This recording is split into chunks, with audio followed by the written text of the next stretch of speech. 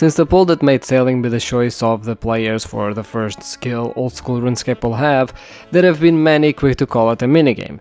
This is nothing new. Over the years there were skills people would always point at for being a minigame, the most well-known one being Dungeoneering. So in this video I want to touch on what is a minigame, what is a skill, as well as addressing the arguments that people have.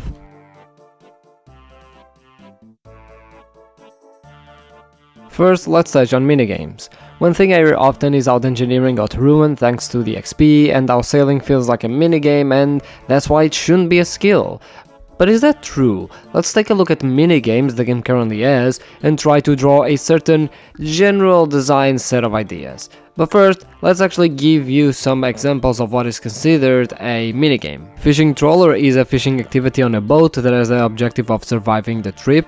Guardians of the Rift is a rune crafting activity focused on crafting runes to power guardians and close the rift with the attacking creatures. Pest Control is a combat activity where 4 portals spawn creatures you have to defeat alongside those portals that you have to wait to damage until the shield is down. Barbarian Assault is a combat activity where you have to survive waves of different types of enemies by fulfilling different roles. The Gauntlet is a combat and skilling activity where you are thrown into a dungeon and given a limited amount of time to scavenge weapons and resources, where then you face the final boss. Now, obviously the game has way more minigames than these 5, but I think that these 5 are more than enough for you to have a picture of what minigames are in RuneScape. I took all of them from old school RuneScape, although some of these are also present in RuneScape 3, but regardless, the core set of ideas that they present don't really deviate from the version of the game. So with this in mind, let's now take a look at their core ideas. The first one is the concise gameplay loop with a clear objective. Minigames are usually gated activities with a clear gameplay loop that presents an objective you need to achieve. If we take Fishing Trawler, you have to use a bucket and bail out water, plug the holes, fix the nets, fix the railings, hack away at the kraken, all with the objective of surviving the trip. Then we have well-defined parameters. Another thing that minigames tend to have is that they have a well-defined set of rules.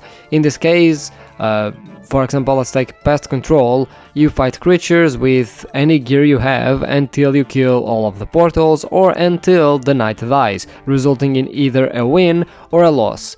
After one of those is achieved, the minigame ends. There needs to be an outcome. Stringing from the previous point, minigames always have an outcome, usually winning or losing. If you die at Barbarian Assault, you lose and have to restart a wave. If you let a boat sink during Fishing Trawler, you need to restart another trip. If you kill all the portals before the knight dies, you need to restart another game. The outcome of win or loss only matters for the game to give you a reward or to not give you a reward. Regardless of that, the game always needs to come to an end, since the gameplay loop needs to have an outcome. And lastly, the gameplay loop is short. Something that pretty much all minigames have is that despite how many times you can do them, they all have a short gameplay loop. Fishing Trawler lasts 6 minutes, BA can last anywhere from 20 minutes to an hour depending on your team, the Gauntlet lasts an average of around 10 minutes, I guess you can go over if you take all the time to prep, same with Guardians of the Rift, and Pest Control lasts around, I would say 5 minutes depending on the team. These aren't activities you do once for a very long time, but rather activities you constantly repeat, even in the cases of stuff like the Fight Caves or even the Inferno, which are minigames, and they are considered minigames, that can last up to an hour, 2 or even 3. They don't last dozens or hundreds of hours like certain skills in the game.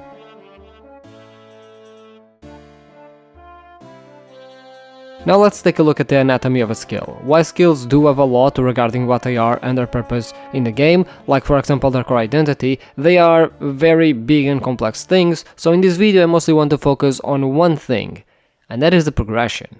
A skill usually has a level of progression.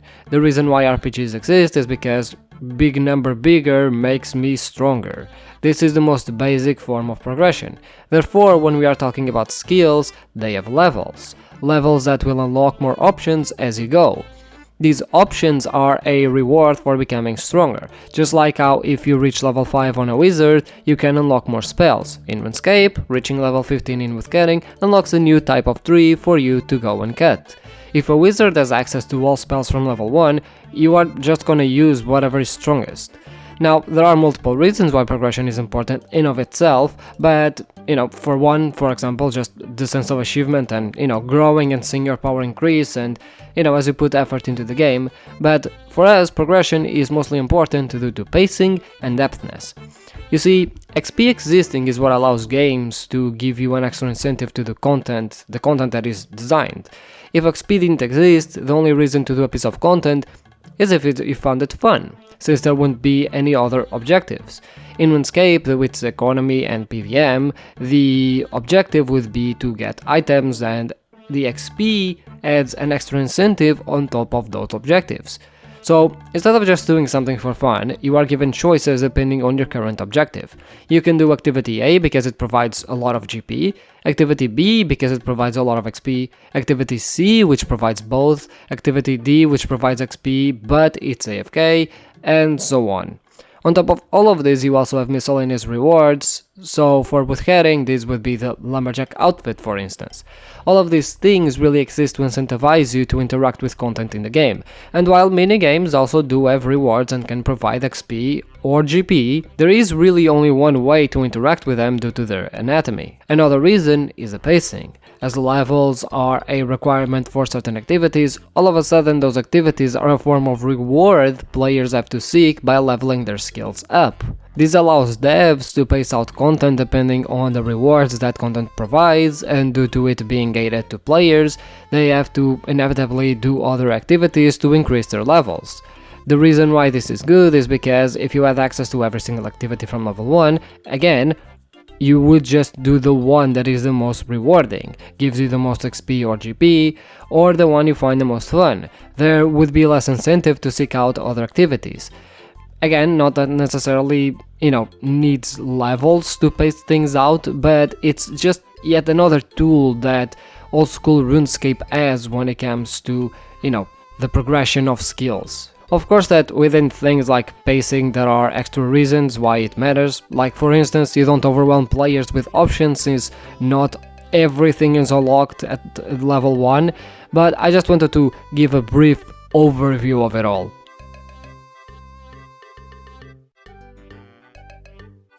Now that everything has been laid down, we can finally start understanding why neither Dungeoneering nor sailing should be a minigame. The most basic thing is that they simply weren't designed for it. But even then, let's take a bit of a deeper look as to why Dungeoneering would fail at being a minigame.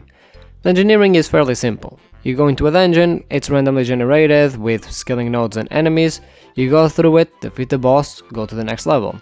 So there are marks of it being able to be a minigame, could it? Well, no. While a single dungeon would allow Dungeoneering to be a minigame, the problem here is that Dungeoneering isn't just a dungeon. It's 60, of 5 different types, varying in enemies and puzzles and bosses that you can find depending on the type. If Dungeoneering is a skill for minigames rather than the skill itself, then I guess that would fit, but under this current thing, it simply wouldn't. This also doesn't gel well with the amount of content Dungeoneering has. One of the main ways to engage with the skill is to do every floor once and reset your progress. Without a progression and floor unlocks, this means you would just spam floor 60 without much reason to go to any other floor. And the rewards would also pose a problem. While the shop rewards are akin to those from minigames, those are not the only rewards Dungeoneering has. One of the main rewards the skill has are the resource dungeons around Gielinor. If Dungeoneering wouldn't be a skill, those would likely not exist at all. These are just a few examples of how Dungeoneering would compare to it being a minigame, however, we can actually see how Dungeoneering would fare as a minigame. Introducing the Gauntlet. The Gauntlet is a minigame in old school RuneScape that was inspired by Dungeoneering. The argument was that people loved Dungeoneering but didn't like the XP parts of it, so Jagex should bring it to old school RuneScape without being a skill, and they did, in the form of the Gauntlet. The Gauntlet is mostly a PvM challenge. You have 10 minutes to prepare by scavenging the rooms around you, and then you come face to face with Unlif. That's the entire gameplay loop of the Gauntlet, which you would see is very similar to Dungeoneering. There are a number of key differences, however, and these differences are pretty clear if you've ever done the Gauntlet. For one, you have a timer. And on top of that, the Gauntlet really isn't as fun to explore as Demonheim. The reason is that again, a minigame is something with a well-defined objective. Without a timer or with the minigame having the same level of content as Dungeoneering, players would feel overwhelmed because, contrary to Dungeoneering, you don't have a sense of progression. The timer also serves as a balancing tool since you don't want to, be able to get everything and then just do the boss, given that the boss actually drops a pretty high level weapon, so I sort of want to push players to own their skills to deserve that weapon. Why these changes though? Well, it's mostly because without them, the Dungeoneering minigame would be kinda useless. There really wouldn't be much incentive to explore the dungeons outside of maybe being an overall skilling thing that isn't the best at anything, but it's decently fun. But at that point, why not just make it into a skill that offers its own rewards? Oh wait, yeah, you can probably start understanding why Jagex made it into a skill rather than just a minigame. Again, skills are actually a tool devs can use to pseudo-guide players through the game, pace content out for them to not feel overwhelmed, while being big enough and offering their own content and incentives. Personally, I have never seen anyone talk about the Gauntlet the same way they do about Dungeoneering. Sure, gameplay-wise they have similarities, but the objectives are completely different, primarily because Dungeoneering existing in its current state without it being a skill would bring more problems with it than the ones it would solve.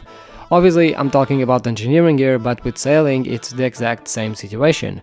We could have a sailing minigame just like the Gauntlet, but would it be or achieve the same thing as Dungeoneering? I think we got our answer with the Gauntlet, so I wouldn't want to try that experiment again.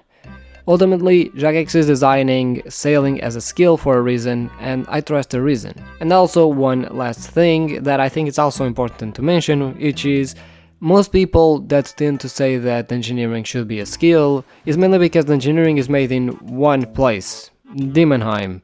I'm kinda sad Jagex didn't actually make any other types of dungeons around Gielinor. I think that would be incredibly fun, and I think it would actually add more diversity to the skill, which I would argue kind of needs it.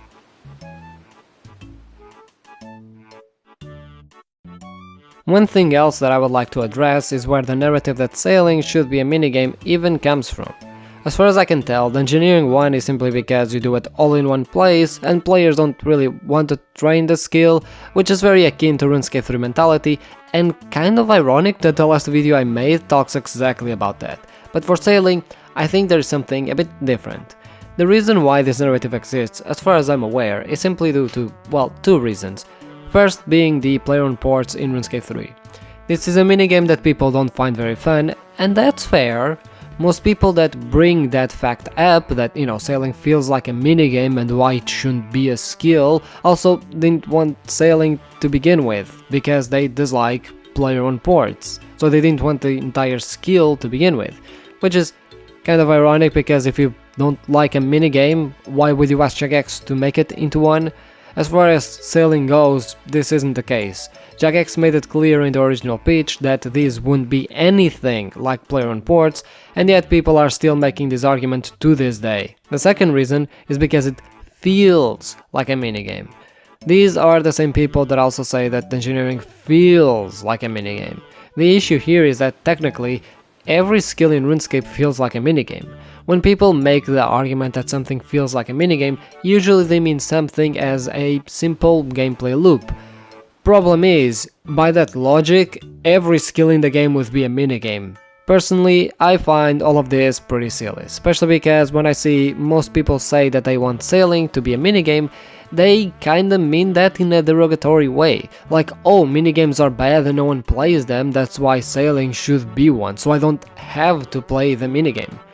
And this is my main issue with this argument.